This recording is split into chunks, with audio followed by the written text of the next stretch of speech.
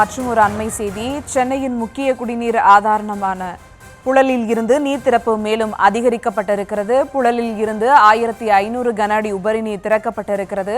மேலும் விவரங்களோடு இணைகிறார் செய்தியாளர் பிரபு. வணக்கம் பிரபு, விவரங்கள். வணக்கம். திருவள்ளூர் மாவட்டம் புழல் ஏரியிலிருந்து உபரி நீர் திறப்பு காலையில் 1000 கன அடியாக இருந்த நிலையில் தற்பொழுது அதனை 1500 கன அடியாக உயர்த்தி பொதுப்பணித்துறை அதிகாரிகள் நடவடிக்கை மேற்கொண்டுள்ளனர்.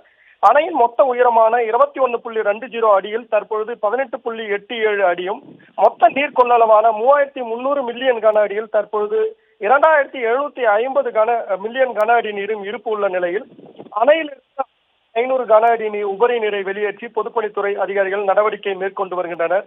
டிட்வா புயலின் காரணமாக திருவள்ளூர் மாவட்டத்திற்கு இன்றும் நாளையும் கனமழை எச்சரிக்கை விடுக்கப்பட்டுள்ள நிலையில் அணைக்கு நீர்வரத்து அதிகரிக்கும் என எண்ணப்படுவதால் இந்த நடவடிக்கை மேற்கொள்ளப்பட்டுள்ளதாக அந்த பொதுப்பணித்துறை அதிகாரிகள் தெரிவித்துள்ளனர்.